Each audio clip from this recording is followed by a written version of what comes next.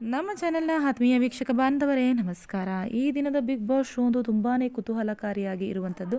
ಕಿಚ್ಚ ಸುದೀಪ್ ಅವರು ಎಲ್ಲ ಸ್ಪರ್ಧಿಗಳಿಗೂ ಸಹ ಹೇಳ್ತಾರೆ, ನಿಮಗೆ ಯಾವ ಮೂಮೆಂಟ್ ಬಿಗ್ ಬಾಸ್ ಮನೆಯಲ್ಲಿ ಇಷ್ಟ ಇಲ್ಲ, ಅದನ್ನು ಯಾವ ಒಂದು ಏನಿದೆ ಸಿಚುವೇಶನ್ ಅದನ್ನು ಅಳಿಸ್ಬೇಕಂತ ಇದ್ದೀರಾ, ಆ ಸಿಚುವೇಶನನ್ನು ನೀವು ಎರೇಸ್ ಮಾಡ್ಬೋದು ಅಂತೇಳಿ ಪ್ರತಿಸ್ಪರ್ಧಿಯನ್ನು ಕೇಳಿದಾಗ ಕಾವ್ಯ ಅವರು ಹೇಳ್ತಾರೆ, ನಾನು ಗಿಲ್ಲಿಯವರ ಜೊತೆ ಇದ್ದಂತಹ ಲೀನಿಯಸನ್ನು ಅವ್ರಿಗೆ ಕೊಡಬಾರ್ದಾಗಿತ್ತು.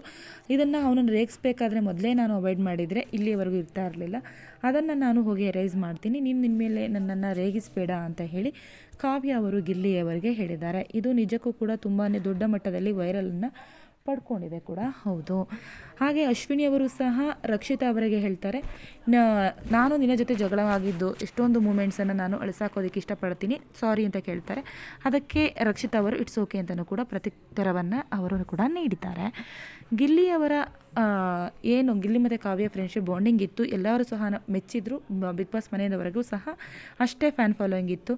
ಇದರ ಬಗ್ಗೆ ಬಿಗ್ ಬಾಸ್ನ ಮನೆಯಲ್ಲಿಯೇ ಕಾವ್ಯ ತಮ್ಮ ಮತ್ತು ಅವರ ಅಮ್ಮ ಇಬ್ಬರು ಬಂದಾಗ ಹೇಳಿರ್ತಾರೆ ಈ ರೀತಿಯಾಗಿ ಅಂತ ಹೇಳಿ, ಗಿಲ್ಲಿ ಜೊತೆ ನೀನು ಫ್ರೆಂಡ್ಶಿಪ್ ಚೆನ್ನಾಗಿ ಓಡ್ತಾ ಇದೆ ಹೊರಗಡೆ, ಇದೇ ರೀತಿ ಇರಲಿ ಅಂತಲೂ ಸಹ ಹೇಳ್ತಾರೆ. ಆದರೆ ಈಗ ಕಾವ್ಯ ಅವರೇ ಸುದೀಪ್ ಹಾಗೂ ಅವರ ತಮ್ಮ ಇಬ್ಬರೂ ಮಾತನ್ನು ಅಳತೆ ಮಾಡಿ ತೂಗು ನೋಡಿ ಈಗ ಈ ಡಿಸಿಷನ್ ತಗೊಂಡಿದ್ದಾರೆ. ಗಿಲ್ಲಿಯನ್ನು ಇನ್ನು ಮುಂದೆ ರೇಗಿಸಬೇಡ ಅನ್ನುವಂತಹ ಮಾತನ್ನು ಹೇಳಿರುವಂಥದ್ದು. ವಿಡಿಯೋ ಇಷ್ಟ ಆದರೆ ಲೈಕ್ ಮಾಡಿ, ಸಬ್ಸ್ಕ್ರೈಬ್ ಮಾಡಿ.